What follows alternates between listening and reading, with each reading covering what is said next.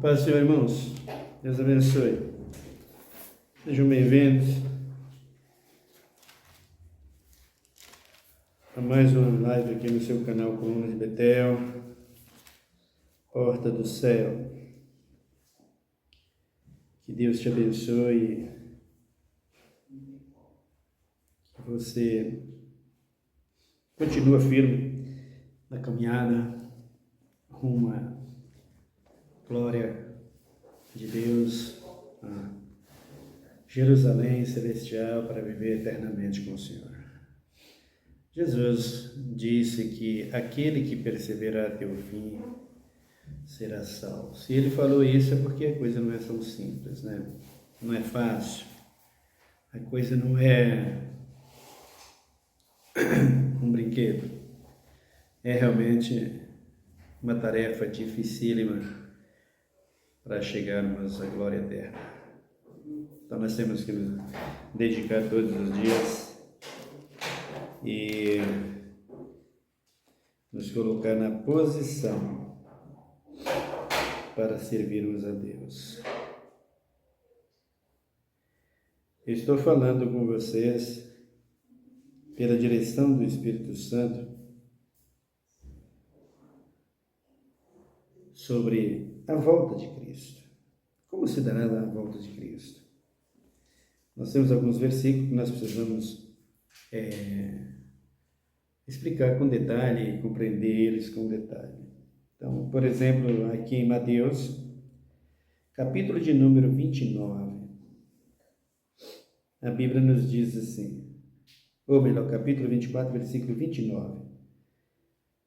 Logo depois da aflição daqueles dias, o sol escurecerá, a lua não dará a sua luz, as estrelas cairão do firmamento e os corpos celestes serão abalados. Então vejam aqui, quando ele está falando da volta, não é da grande tribulação, que aponta os sinais da volta de Cristo, os primeiros sinais da volta de Cristo, primeira etapa, podemos dizer assim. Quando vai dar-se isso aqui? Que período que vai acontecer isso aqui? Do sol e a lua e os astros, as estrelas, não dar mais a sua luz. Na grande tribulação, o versículo de número 15, ele diz assim: portanto, quando virde que a abominação da desolação de que falou o profeta Daniel está no lugar santo, quem lê, entenda. Então os que estiverem na Judéia, fujam para os montes. E quem estiver sobre o telhado, não desça a tirar alguma coisa de sua casa. Quem estiver no campo, não volte atrás a buscar as suas vestes. Mas, ai das grávidas, das que estiverem grávidas, das que amamentam naqueles dias. Orai para que a vossa fuga não aconteça no inverno, nem no sábado, pois haverá então grande aflição, como nunca houve nem desde o princípio do mundo até agora, nem haverá jamais. Se aqueles dias não fossem abreviados, nenhuma carne se salvaria, mas por causa dos escolhidos serão abreviados aqueles dias. Então, se alguém vos disser, olhai, o Cristo está aqui ou ali, não lhes deis crédito, pois surgirão falsos cristos e falsos profetas e farão tão grandes sinais e prodígios que, se possível for, enganaria até os escolhidos. Prestai atenção, eu vou-la tenho predito. Portanto, se vos disserem, olhai, ele está no interior, está no deserto, não saias, ou olhai, ele está no interior, da casa. Não acrediteis. Pois, assim como o relâmpago sai do Oriente e mostra até o Ocidente, assim será a vida do Filho do Homem. Então vejam uma coisa. Quando Cristo dá essa declaração sobre as tribulações que já aconteceu e que voltará a acontecer, ele disse que era princípio, ou melhor, era um tempo de assolação para a humanidade, que viria. Mas essas assolações aqui, por que seriam elas? Por causa do nome de Jesus, por causa do Evangelho. De Mateus 1 até de Mateus 24, 1 até o 14, do 1 ao 14, princípio de dores. Do 15 até o 28, ele está falando da grande tribulação, de que assolaria a humanidade, já fez isso por 1260 anos. Agora Cristo vai falar aqui sobre a sua volta, a sua vinda. Logo depois da aflição daqueles dias. Observe que ele está dizendo aqui: a lua não dará a sua luz, as estrelas cairão do firmamento, e os corpos celestes serão abalados. Então aparecerá no céu o sinal do Filho do Homem, e todos os povos da terra se lamentarão e verão o Filho do Homem vindo sobre as nuvens do céu, com poder e grande glória. E ele enviará os seus anjos com grande clangor de trombeta, os quais ajuntarão os seus escolhidos, desde os quatro ventos de uma a outra extremidade dos céus. Então nós pegamos sinais que nos aponta Cristo voltando. Por exemplo, sinais que ele demonstra quando está para voltar. Então aqui o sol escurecendo, porque é a volta. Mas os sinais que apontam que ele está para voltar, nós temos aqui, eu vou olhar um dos sinais aqui, você vai ver aqui em Joel, capítulo de número 2. Joel 2, dá uma olhada no versículo 31. O sol se converterá em trevas e a lua em sangue, antes que venha o grande e terrível dia do Senhor. Percebe que aqui ele está dizendo antes que venha o grande e terrível dia do Senhor. Então, esse acontecimento aqui que ele está falando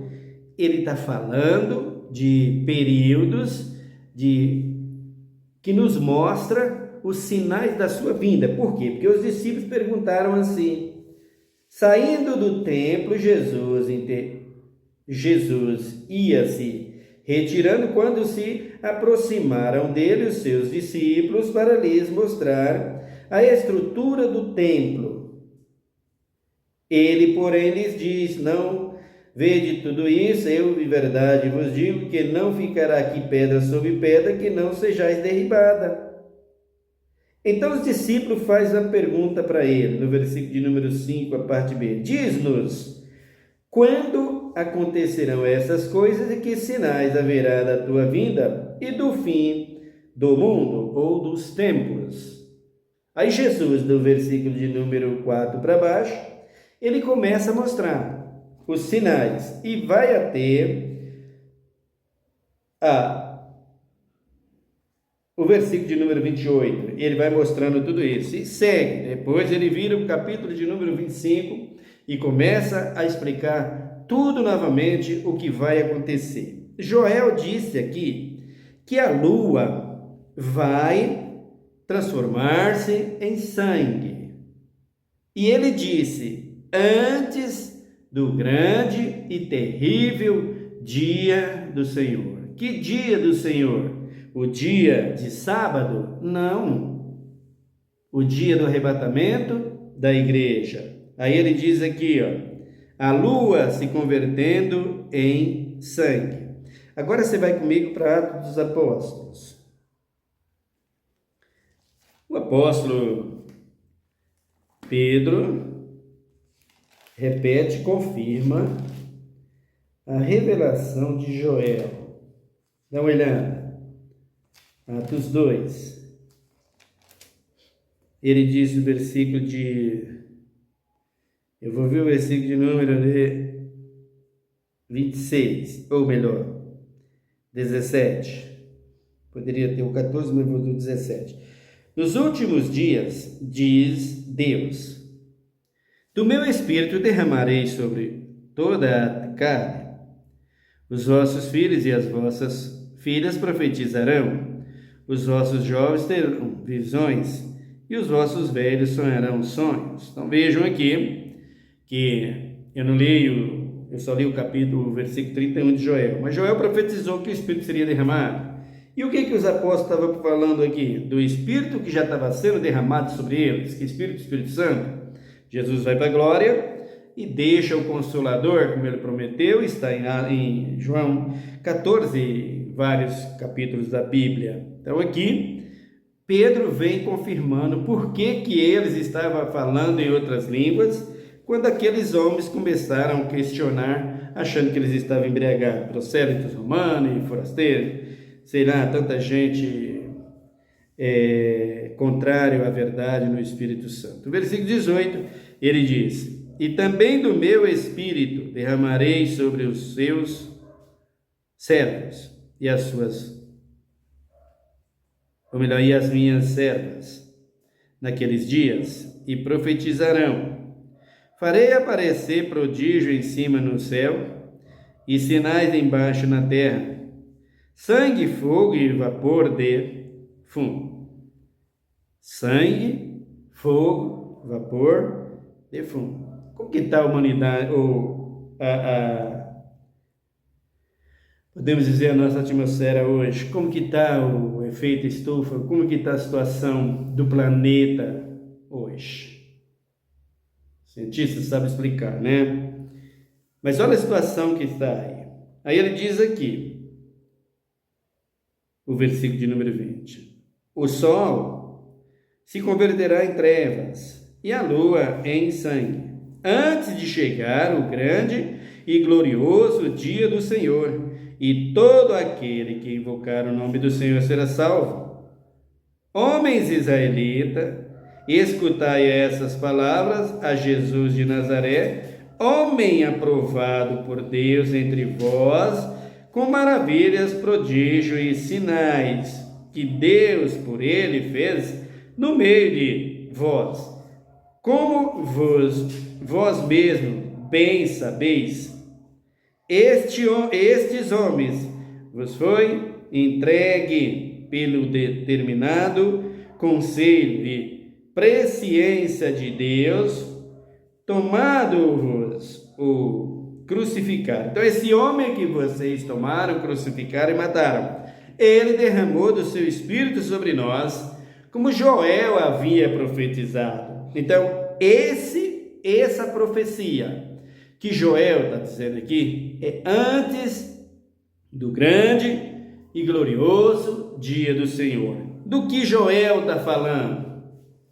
De um sinal no céu, ou melhor, no sol e na lua. Já aconteceu? Já aconteceu sim, o sol já ficou escuro. Mas de que forma? Como foi isso? Uma espécie de eclipse? Exatamente isso. Uma espécie de eclipse que já teve no sol em 1700 e alguma coisa. Você pode olhar na história e você vai ver que isso aconteceu.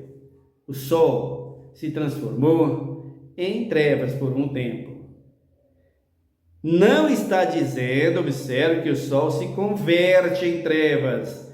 Não está dizendo que o sol perde o seu brilho e a lua perde o seu brilho. Não é isso que Joel está falando.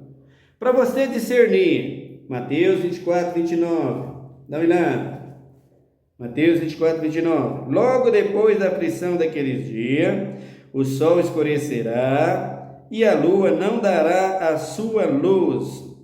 As estrelas cairão do firmamento. Observe que o sol não vai dar mais a sua luz. Não é que ele se converteu, teve um eclipse, se tornou em trevas e voltou a funcionar. A lua se transformou em sangue. Não que a lua perdeu o seu brilho, ela se transformou em sangue. E a lua em sangue já tem acontecido? Ou não? Abra também Apocalipse, capítulo de número 12. Apocalipse 12. Estamos vendo os sinais que apontam a volta que antecede a vinda de Cristo e os sinais que mostram que ele está chegando. É duas etapas. E por isso os crentes que acham que vai vir um Cristo escondido, usa isso para dizer que vem um Cristo primeiro, depois vem outro, que não tem nada a ver. Então diz aqui o versículo de número 12. Olhei enquanto ele abriu o sexto selo. Não vou falar dos selos, mas um dos pontos mais fundamentais para a volta de Cristo. Selos. 6 selos. Tem a existência da humanidade, a existência de tudo que se respira em cima desse planeta, Terra. 6 milênios, 6.000 anos, 6 dias. 6 anos ou 6 milênios, que é o mais contado, né?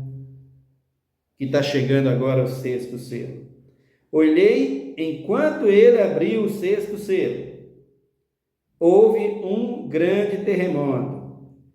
O sol tornou-se negro como saco de silício e a lua tornou-se como sangue. Olha aqui, ó. Os sinais que apontam que Cristo está para voltar estão aí. Um eclipse no céu já aconteceu e pode acontecer, mas não deixou de dar sua luz. O eclipse passou, a luz voltou novamente. Então aqui ele diz assim, ó: as estrelas cairão sobre a terra. Então vejam aí que as estrelas vão cair sobre a terra. Que estrelas são estas? E que sangue é esse que o sol ou que a lua vai ter? Então, existem muitos ensinamentos. Então, quando se fala da lua em sangue, as pessoas acreditam que Deus transformou a lua em sangue. Não, queridos, Deus não transformou em sangue nada disso. Que Deus jogou uma taça de sangue sobre a lua. Deus não jogou nada disso. Mas João viu o anjo na glória, ele viu na ilha de Páscoa que o anjo derramou a taça sobre a terra, sobre os rios. O anjo não derramou nada. Aquilo ali, simbolismo da ira de Deus perante os homens. Os homens vão se destruir, os homens vão se acabar consigo mesmo, com a natureza e com o planeta. É o que estão fazendo. Não é isso que acontece com o mar hoje? Que as grandes represas que estão forradas de peixe, daqui a pouco derramam óleo lá dentro, derramam a química lá dentro, o esgoto vai para a praia, o esgoto vai para outro lugar, mata milhares de peixes. Não é assim que acontece? Isso que é a taça que João fala. Não é que Deus pegou uma taça e derramou. Não existe isso. É simbólico. Deus usa o homem para a sua própria destruição, porque o homem destrói o que Deus deu de melhor para ele.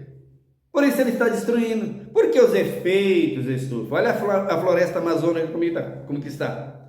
Olha como que está as florestas em toda a terra, a Amazônia, Pantanal, os outros países por aí fora. Como é que estão as geleiras? Como é que elas estão? Estão no estado natural? É isso que é a ira de Deus. Deus irado contra o homem, permitindo e implicando e obrigando que eles façam isso. Para quê? Para ver se eles se arrependem, mas não tem jeito deles se arrepender. O que vai acontecer no dia dele voltar já é um pouco mais alterado, diferente. E a lua se convertendo em sangue. A lua se convertendo em sangue, como Deus derramou a taça de sangue sobre a lua? Não, queridos, não é nada disso. Esse planeta Terra, ele rege por esse astro que é a lua. A lua comanda todas as estações do planeta Terra, conforme o seu processo giratório, de fazer com que a Terra se mexa, para que ela possa ser fecunda e produzir. A lua reflete tudo isso. Observe uma coisa: quando quando Caim chegou para Abel e desagradou-se, ou melhor, invejou, podemos dizer assim, enfureceu-se contra o Abel por causa da premiação, a oferta dada para Deus. Deus não se agradou da oferta do Caim. Por quê? Porque Deus queria uma oferta símbolo de sangue, que simbolizava o seu filho vindo ao mundo. E o coração de Caim não foi contrito para com Deus, não foi sincero. Deus olhou o coração, viu que o coração de Caim não era a mesma coisa que o coração de Abel. Ele deu por dar. E Caim se enfureceu porque Abel deu de todo o coração, do melhor que tinha. Caim também deu do melhor do fruto. Só que o estado do coração, da atitude, da atenção, do amor, da atenção e do respeito era diferente. O de Abel, a oferta de Abel, trouxe a Cristo um cheiro suave, a Deus um cheiro suave, diferente do de Caim. Rejeitou Caim, a oferta de Caim, não que ele rejeitou Caim, mas rejeitou a oferta de Caim. Caim enfureceu e bateu Abel e matou Abel.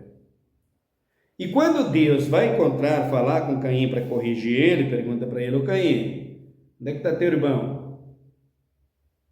Ele disse: não sei, sou eu o guardador do meu irmão. Então Deus disse para Caim: ó Caim, a terra hoje, que abriu a boca para receber das tuas mãos o sangue do teu irmão, que tu derramou, clama a mim, o sangue está clamando a mim. Então, queridos, ouça, tudo que cai nesta terra, nesse planeta, ela vai dar conta a Deus. Quando Deus diz que a lua se converte em sangue, não tem sangue nenhum lá em cima nesse astro. Não existe sangue nenhum lá. O que Deus está mostrando para a humanidade, o que Deus está mostrando para vocês e para mim, e para todos nós, é que a Terra, o planeta Terra, já está banhado em sangue.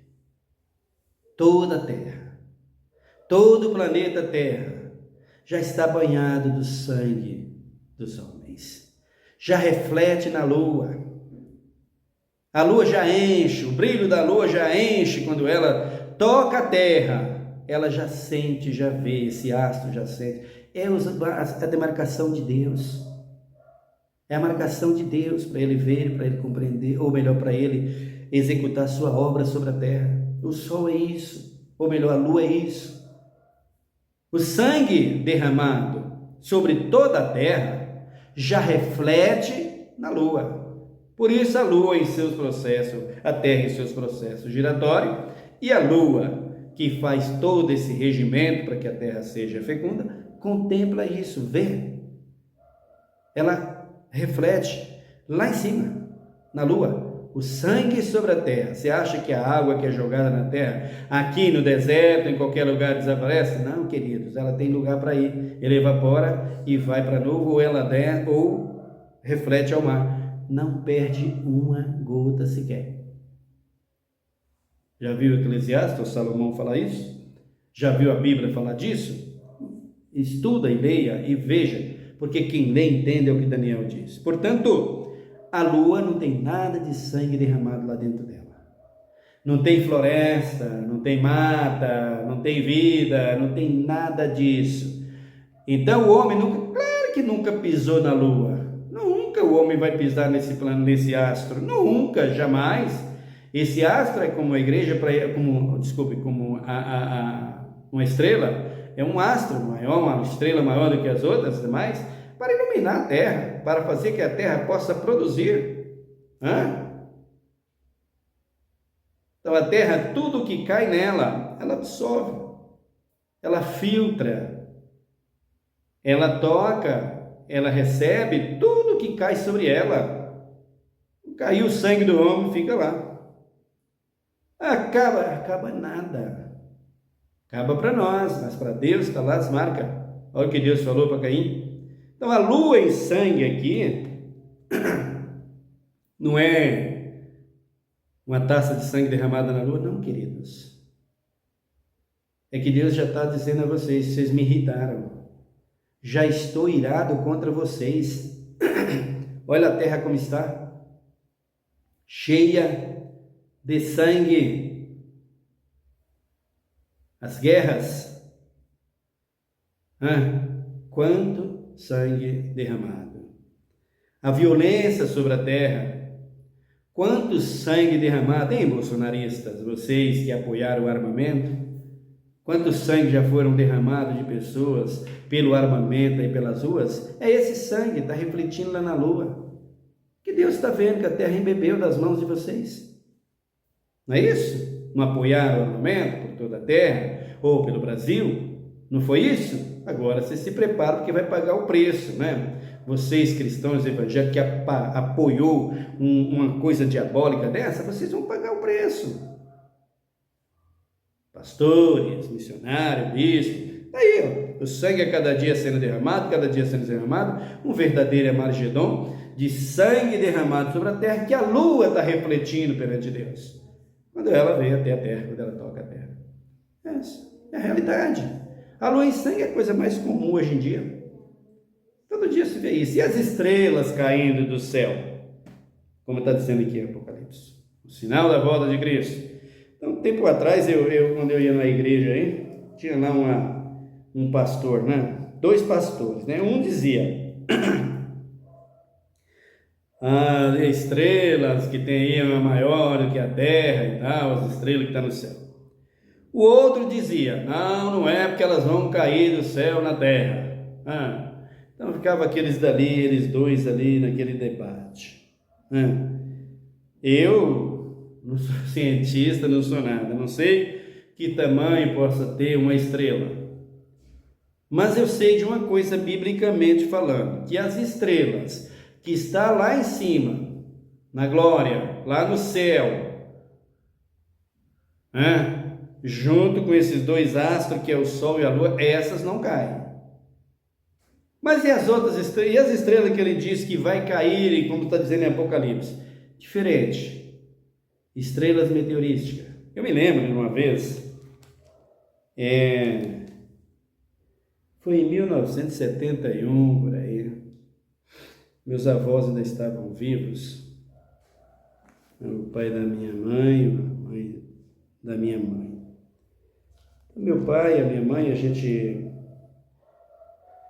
à noite, saía de dentro de casa e ficava no terreiro aqui em São Paulo, é macumba, né? Terreiro de macumba. Lá não, lá é a frente da casa da gente, né? Terreiro, né? Às vezes colocava uma esteira lá, a gente ficava sentado ali.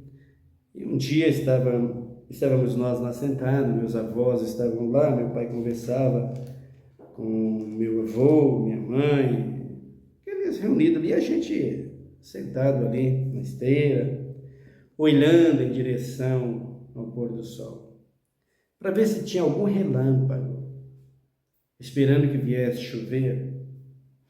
Naquela época, muito calor. Um dia estávamos sentados lá, de repente eu olhei, olhando e conversando ali, eu me assustei, eu dei um pulo de cima da esteira. Mãe, olha mãe, o que é aquilo? Uma luz tremenda. E formou uma nuvem, como se fosse uma nuvem, parecia que tinha até fumaça na frente. Irmão, mas era tanta estrela. Milhares de milhares e milhares que não se dava para contar, aquela nuvem descendo em direção ao nascente do sol. que era da Sertão, da Caatinga, em direção a Salvador.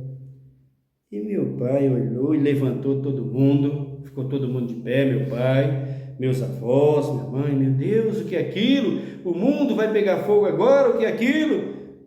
Aí meu avô disse: calma, observe para ver. E a lua estava brilhando naquele dia, né? Naquela noite. Aí meu avô diz assim: dá uma olhada, vê se ela passa por baixo da lua, se ela está mais baixa do que a lua. E ela passou de fato, aquela nuvem, mais uma nuvem tremenda de estrelas. Elas passaram por baixo, bem abaixo da lua, e seguiram em direção, piscando, piscando, e nós olhando até ela sumir, do poente até o nascente. Meu avô diz assim: está chegando o dia, está se aproximando o dia. E nós perguntamos: que dia, vô? Que dia, vô? Que São João vai jogar uma chuva de azeite na terra e riscar o fósforo e tocar fogo no mundo. São lendas, queridas, que nada tem a ver, são conversas das pessoas que dizem isso, que São João, que Jesus vai voltar no dia de fogueira, que é o dia que São João está feliz, porque todo mundo está comemorando, está oferecendo a eles esses rituais que nós temos aí, essa cultura tradicional do nordestino e de todo o Brasil. Então, as pessoas era dia de fogos e todo mundo comprava fogos, era quando a gente via fogos. Aqui em São Paulo está chegando aí 25 de dezembro, mas precisamente 1º de janeiro, né, as queimas de fogos, essa coisa toda. Nada tem a ver com isso.